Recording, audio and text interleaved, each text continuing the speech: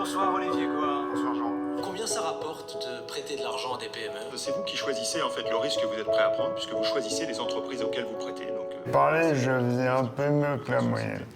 Et là, quand pour j'écoute des taux ça, qui vont c'est... de 4 à 9%. Mais bien sûr, merde, pour j'ai l'entreprise quand même qui est- perdu.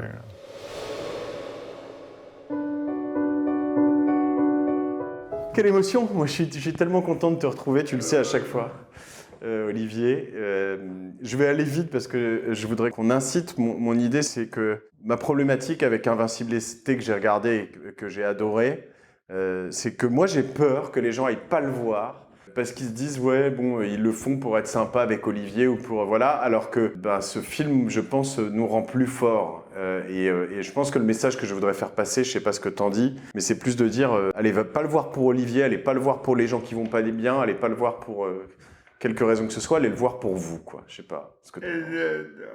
Donc voilà, écoute, moi j'ai quelques questions à te poser. Qu'est-ce que t'en dis? Avant de répondre à tes questions, Mathieu, permets-moi s'il te plaît de dire quelque chose d'important. Au début, en mars 2021, j'ai raconté mon histoire pour la première fois dans ton podcast. Par souci de transparence avec mon entourage professionnel. Mais le message a rapidement dépassé la sphère de mon réseau pro. J'ai reçu des milliers de témoignages poignants. Des témoignages fous. De gens connus et inconnus. Des handicaps invisibles. Des viols. Des violences familiales. J'ai commencé à voir le monde différemment. Avec ses cassures, ses fissures. Cela a été le déclic du film. Je te dois beaucoup. Merci Olivier. Moi, je crois que je te dois beaucoup aussi depuis ce moment-là. Il y a une chose qui m'a beaucoup marqué dans ce film, c'est que tu m'as dit une phrase qui était, je pense, un peu un de tes éléments de langage fort, mais qui était « je veux pas me punir 2 fois ». Et je vois la vitesse, tu vois, je suis très ému, j'étais déjà très ému à l'époque, mais la vitesse à laquelle tu as pu mettre ça dans ton cerveau, transformer ce disque, pour avoir eu des épreuves difficiles autour de moi récemment, je suis très impressionné par ça et je me suis dit, ok, c'est bien, même à l'époque, je dois t'avouer, je me suis dit, ok, c'est bien, mais combien de temps il va tenir dans cette approche? Et je te vois à chaque fois, toujours, et tenir et avancer. Tu dis pas que c'est simple, mais voilà. Alors, pour qui est ce film, Olivier? Qui est-ce qui peut aller le voir? Pour tous ceux qui veulent mieux vivre. C'est tout sauf un film pour handicapés. Le but est d'éveiller les consciences et d'interpeller sur le jugement de l'autre et de soi.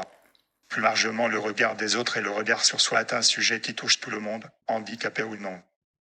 Invincible était, sous prétexte de parler de handicap et de maladie, s'adresse à un public large qui souvent se gâche la vie à cause d'un regard mal posé sur les problèmes du quotidien.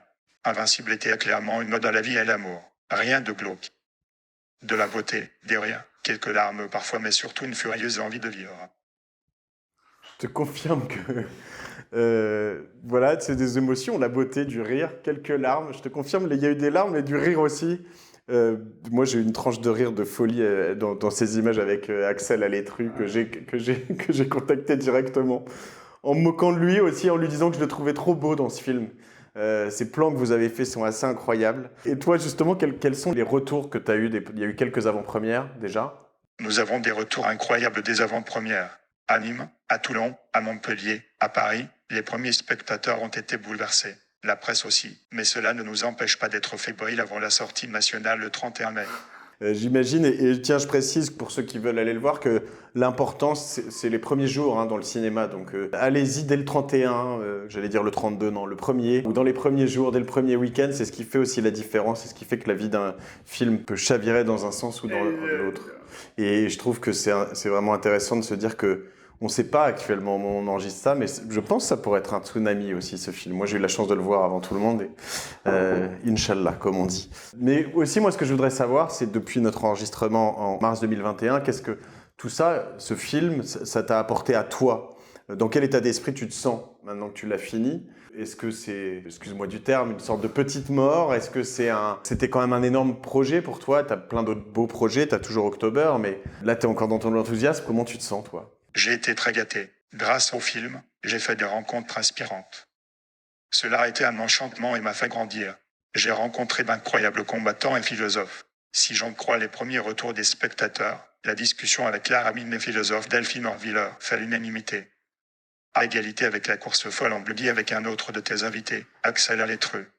Tu as raison, il va falloir que du coup j'invite Delphine Orbiller sur Génération Do It Yourself. Cette discussion en effet est incroyable, je suis d'accord à la toute fin. Et puis voilà, est-ce que tu as réussi à mettre son livre, à le faire rentrer dans la bibliothèque alors? Oui. J'ai un peu spoilé, excusez-moi, mais bon. Mais dis-moi quand même la vérité, c'est pas un peu angoissant comme film? 2 choses importantes à préciser à tes auditeurs.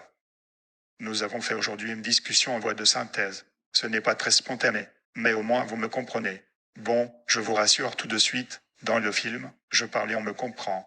Ce n'est pas un Charlie Chaplin. 2e chose, si nous avons réussi notre mission, peu importe que vous soyez malade, handicapé ou en bonne santé, vous devriez voir la vie différemment en sortant de la salle de cinéma, au moins pour 48 heures. Si ce n'est pas le cas, je vous rembourse. Merci Olivier. Voilà, satisfait ou remboursé. Je t'avoue que moi, ça m'a rendu plus fort, je crois, et ça a été vraiment le message que j'ai mis sur Instagram directement et que j'ai ressenti, c'est de me dire que c'est difficile à interpréter parce qu'il y a... Alors, je suis désolé, tu n'as plus de voix de synthèse maintenant, donc tout ce que je vais dire, tu ne pourras pas forcément le commenter. On n'a pas prévu la suite, mais il y a un petit côté, en fait, tout ce qui m'arrive à côté d'Olivier, de toute façon... c'est pas grand-chose, quoi. Et c'est vrai que ça, c'est un truc que tu nous transmets quand même, et je crois que tu assumes. Et moi, ce que j'aime avec toi et la démarche que tu as dans ce film et avec cette maladie que tu as, c'est que j'ai pas de filtre. Tu l'as vu tout à l'heure, je suis arrivé, j'ai dit, bon, comme un débile, mais on fait ça debout ou assis. Et puis là, je me suis regardé, t'es con, bon, je t'ai regardé, je dis, bon, ok, j'ai ma réponse. Mais tu vois, il n'y a pas de... On n'est pas dans un... Voilà. Et moi, je suis très brut, transparent. Je suis arrivé auprès de ta femme, ton fils, l'autre jour, les larmes aux yeux en sortant. J'y ai repensé 20 fois après en me disant, putain, c'est pas correct. Puis je me dis, mais si, c'est correct, c'est pas grave. Et quand je t'ai posé la question il y a quelques semaines où tu parlais encore peut-être un peu mieux, et tu vois, je me permets même de dire ça ici, et que je te disais, mais c'est pas un peu une méthode Coué ton truc? Et tu m'as répondu, mais en fait, tu sais quoi, je m'en fous si c'est une méthode Coué ou pas une méthode Coué, si je m'auto-persuade. Tant que ça marche, et moi je vois que ça marche, et moi je vois que ça m'inspire, donc merci, allez voir Invincible été, allez voir Olivier, vous passerez un bon moment, plein d'émotions, et puis vous prendrez une belle leçon de vie. Emmenez vos parents, emmenez vos enfants, emmenez vos cousins, emmenez votre petite sœur, emmenez tout le monde. Je suis sûr que vous allez adorer. Donc voilà, je participerai à 20% du remboursement d'Olivier, pas 50%. Merci beaucoup, merci Olivier. Tu sais jamais vraiment comment tu vas être face à la mort. Je pensais que j'aurais peur. Et en fait, je me sens indémontable. Et quand elle arrivera, je m'en fous. Mais en attendant, je vis.